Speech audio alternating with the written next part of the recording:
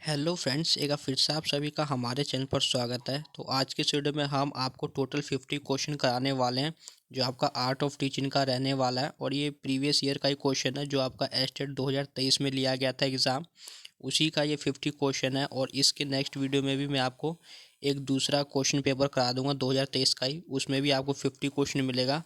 और आपसे रिक्वेस्ट है कि आप वीडियो को पॉज करके एक कॉपी पे नोट डाउन करते जाइए, आपका कितना सही हुआ कितना गलत हुआ। और कमेंट बॉक्स में ज़रूर बताइएगा आपका 50 में से कितना मार्क्स आया है।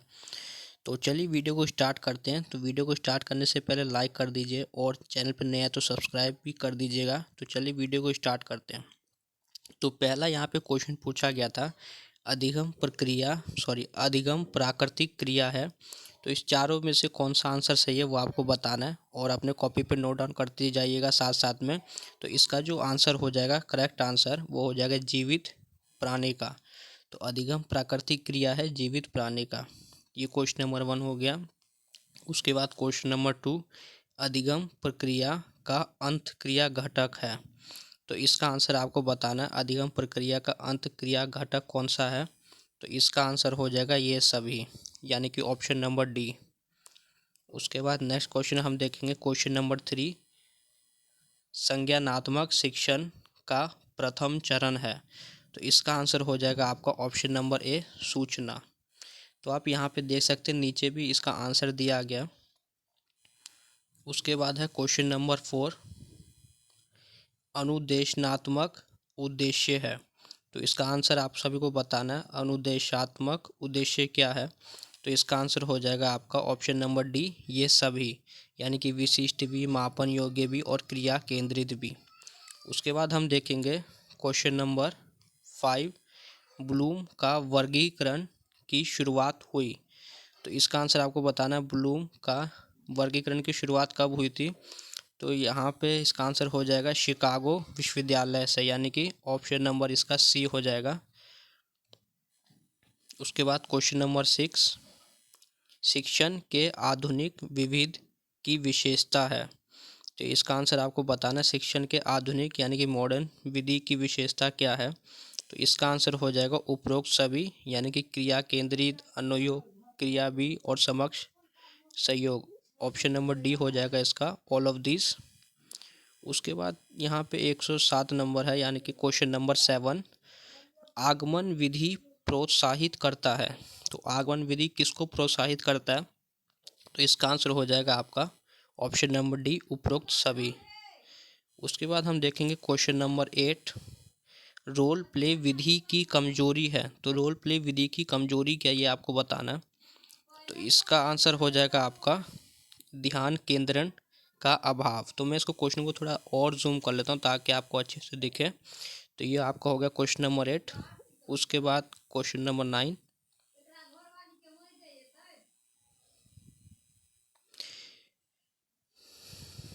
पाठ योजना निर्धारित करता है। तो पाठ योजना किसको निर्धारित करता है। तो आपका आंसर हो जाएगा अधिगम उद्देश्य को। उसके बाद क्वेश्चन नंबर 10 है, 5E मॉडल विकसित हुआ था। तो इसका आंसर हो जाएगा आपका रचनात्मकतावाद के लिए। उसके बाद हम नेक्स्ट क्वेश्चन देखेंगे, क्वेश्चन नंबर 11, सूक्ष्म शिक्षण का उद्देश्य है। तो सूक्ष्म शिक्षण का उद्देश्य आपको बताना है। तो इसका आंसर हो जाएगा आपका शिक्षकों में शिक्षण कौशल का विकास करना, यानी कि ऑप्शन नंबर ए। उसके बाद है क्वेश्चन नंबर 12, अनुदेशन प्रदान किया जाता है। तो इसका आंसर आपको बताना, अनुदेशन प्रदान किस लिए किया जाता है। तो इसका आंसर हो जाएगा आपका कक्षा के अंदर। उसके बाद क्वेश्चन नंबर 13, अंतःक्रिया विश्लेषण की प्रक्रिया है। तो इसका आंसर हो जाएगा ए और बी दोनों, यानी कि ऑप्शन नंबर सी। उसके बाद क्वेश्चन नंबर 14, कक्षा स्थापित करना उदाहरण है। तो इसका आंसर आपको बताना है, कक्षा स्थापित करना उदाहरण किसका है। तो इसका आंसर हो जाएगा कक्षा प्रबंधन। उसके बाद क्वेश्चन नंबर 15, समावेशी कक्षा यानी कि इंक्लूसिव क्लासरूम में एक शिक्षक को चाहिए। तो इसका आंसर हो जाएगा सभी संस्कृतियों का सम्मान एवं महत्व दें, यानी कि ऑप्शन नंबर सी। उसके बाद 16 नंबर में है पाठ्य पुस्तकों का मूल्यांकन निर्भर करता है, तो इसका आंसर हो जाएगा आपका ऑप्शन नंबर डी, उपयुक्त सभी। उसके बाद 17 नंबर क्वेश्चन है पुस्तकालय का उद्देश्य है, तो इसका आंसर हो जाएगा ज्ञान और सूचना प्रदान करने के लिए, यानी कि ऑप्शन नंबर 1। और उसके बाद है क्वेश्चन नंबर 18 प्रभावी शिक्षक है, तो इसका आंसर आप सभी को बताना है। इसका आंसर हो जाएगा जो छात्रों को सीखने के लिए प्रेरित करते हैं, यानी कि इसका हो जाएगा ऑप्शन नंबर सी। उसके बाद क्वेश्चन नंबर 19 एक व्यक्ति पेशे के रूप में शिक्षण का आनंद ले सकता है जब वह, तो इसका आंसर हो जाएगा आपका छात्रों से सम्मान पाकर, यानी कि ऑप्शन नंबर बी। उसके बाद नेक्स्ट क्वेश्चन है क्वेश्चन नंबर 20 उत्तम शिक्षक का न्यूनतम ढंग से किस स्तर तक शिक्षण करना चाहिए, तो इसका आंसर हो जाएगा आपका अवबोध स्तर। उसके बाद क्वेश्चन नंबर 21 है मूल्यांकन प्रक्रिया है, तो इसका आंसर हो जाएगा आपका उपरोक्त दोनों, ऑप्शन नंबर सी। उसके बाद क्वेश्चन नंबर 22 शिक्षा में मूल्यांकन के त्रिकोण का भाग है, तो इसका आंसर हो जाएगा आपका अधिगम अनुभव, ऑप्शन नंबर डी। उसके बाद क्वेश्चन नंबर 23 है मूल्यांकन भूमिका अदा करता है, तो इसका आंसर हो जाएगा आपका ऑप्शन नंबर डी, उपरोक्त सभी। उसके बाद क्वेश्चन नंबर 24 पाठ्यचर्या का सिद्धांत आधारित है, तो इसका आंसर आपको बताना पाठ्यचर्या का सिद्धांत किस पर आधारित है, इसका आंसर हो जाएगा ऑप्शन नंबर डी, उपरोक्त सभी। उसके बाद 125 का आंसर है 125 नंबर क्वेश्चन है शिक्षा बिना बोझ किस के द्वारा दिया गया है, तो इसका आंसर हो जाएगा आपका प्रोफेसर यशपाल, यानी कि ऑप्शन नंबर बी। उसके बाद क्वेश्चन नंबर 26 बच्चों का समापीकरण शुरू होता है, तो इसका आंसर हो जाएगा परिवार, ऑप्शन नंबर बी। उसके बाद क्वेश्चन नंबर 27 प्रक्रिया जो बच्चा को सामाजिक रूप से अनुकूल बनाता है, तो इसका आंसर हो जाएगा आपका समाजीकरण, यानी कि सोशलाइजेशन, ऑप्शन नंबर सी। उसके बाद है क्वेश्चन नंबर 28 अच्छे छात्र वो होते हैं जो, तो इसका आंसर हो जाएगा जो हमेशा सीखना चाहते हैं। उसके बाद क्वेश्चन नंबर 29 छात्र सबसे अच्छी तरह से सीखते हैं, तो इसका आंसर हो जाएगा करके। उसके बाद क्वेश्चन नंबर 30 वास्तविक वस्तुओं को शिक्षण सहायक सामग्री के रूप में दिखाना चाहिए, इसका आंसर हो जाएगा ऑप्शन नंबर डी, उपरोक्त सभी। उसके बाद क्वेश्चन नंबर 31 गौतम बुद्ध के प्रवचनों की भाषा थी, तो इसका आंसर हो जाएगा आपका संस्कृत, ऑप्शन नंबर डी। उसके बाद क्वेश्चन नंबर 32 राम का पुल या राम सेतु निम्नलिखित में से किस जलद मरु मध्य में स्थित है, तो इसका आंसर हो जाएगा आपका ऑप्शन नंबर बी, पाक जल मरुड़ मध्य में स्थित है। उसके बाद हो जाएगा 33 क्वेश्चन मार्च 2020 में लॉकडाउन के दौरान प्रमुख क्षेत्रों में किस क्षेत्र की वृद्धि सकारात्मक रही, इसका हो जाएगा कोयला, ऑप्शन नंबर सी। उसके बाद क्वेश्चन नंबर 34 है निम्नलिखित में से किस वर्ष में बिहार और उड़ीसा बंगाल से अलग हो गए, तो इसका आंसर आपको बताना है, तो इसका आंसर हो जाएगा आपका 1912, ऑप्शन नंबर बी। उसके बाद क्वेश्चन नंबर 35 है पटना मरीन ड्राइव बिहार का थेम्स पथ का संस्करण एक एक्सप्रेस वे जो डैश के साथ चलता है, तो इसका आंसर हो जाएगा आपका गंगा नदी, ऑप्शन नंबर ए। उसके बाद क्वेश्चन नंबर 6 निम्नलिखित में से कौन से प्रदूषक स्मोक के कारण के लिए जिम्मेदार हैं, तो इसका आंसर हो जाएगा आपका भस्म और वाहनों से उत्सर्जन दोनों, इसका हो जाएगा ऑप्शन नंबर सी। उसके बाद क्वेश्चन नंबर 37 है, पुनर्नवीनीकरण कागज को खाद्य कंटेनरों में उपयोग के लिए प्रतिबंधित क्यों किया गया है?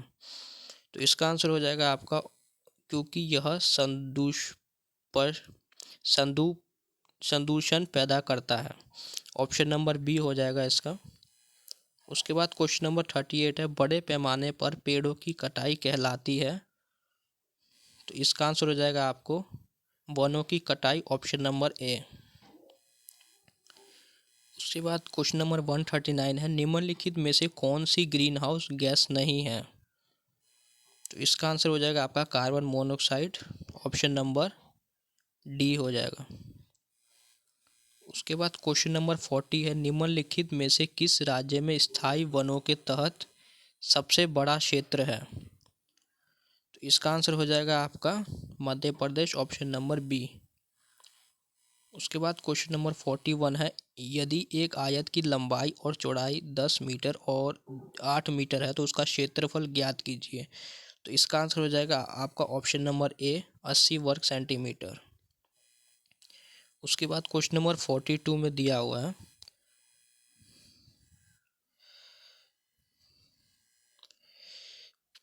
संध्या ने रुपए उधार लिए 5% प्रति वर्ष चक्रवृद्धि ब्याज की दर से 3 साल के लिए वीना को 5,000, विद्या को 3 वर्ष बाद प्राप्त होने वाली राशि की गणना करें। तो इसका आंसर हो जाएगा आपका option number C.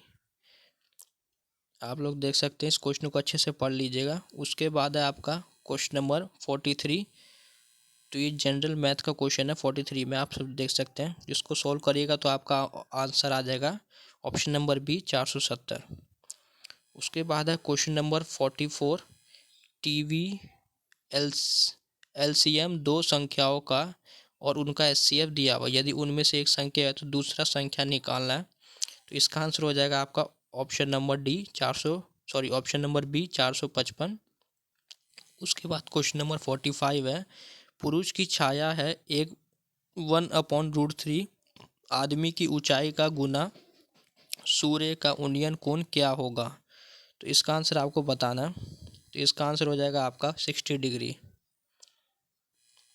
Option number D. उसके बाद है क्वेश्चन नंबर 46। तो ये दिया हुआ है सेना, सैनिक, स्कूल। तो इसका हो जाएगा विद्यार्थी, ऑप्शन नंबर सी। उसके बाद क्वेश्चन नंबर 47 में दिया हुआ है, वह शब्द चुने जो समूह के अन्य शब्दों से सबसे कम मिलता जुलता हो। तो इसका आंसर हो जाएगा आपका जर्मेनियम, ऑप्शन नंबर सी। उसके बाद क्वेश्चन नंबर 48 है। तो इसका आपको रीजनिंग का क्वेश्चन है, ये बताना है इसमें क्या होगा ब्लैंक में। तो इसका आंसर हो जाएगा आपका ऑप्शन नंबर बी, 144। उसके बाद 49 नंबर क्वेश्चन में आपको पूछा हुआ है, एक निश्चित कोड में पेजिस को RDIHU और राइट को YUKWG लिखा जाता है, तो उसी कोड भाषा में अदर को कैसे लिखा जाएगा? तो इसका आंसर हो जाएगा आपका ऑप्शन नंबर बी, QWJHT। उसके बाद लास्ट क्वेश्चन है, कुसुमा रवि की पत्नी है, गोविंद और प्रभु भाई हैं, गोविंद रवि का भाई है, प्रभु कुसुमा के क्या लगेगा? तो इसका आंसर आपको बताना है। इसका आंसर हो जाएगा ऑप्शन नंबर सी, बहनोई। तो ये हमारा टोटल यहाँ पे 50 क्वेश्चन मैंने आपको करा दिया है। तो आपको बताना कमेंट बॉक्स में आपका 50 में से कितना सही हुआ है। और इसके नेक्स्ट वीडियो में आपको दूसरा क्वेश्चन पेपर का भी 50 क्वेश्चन करा दूंगा, आर्ट ऑफ टीचिंग का। तो वीडियो को लाइक कर दीजिएगा, चैनल पर नए आए तो सब्सक्राइब कर दीजिएगा। Thanks for watching this video.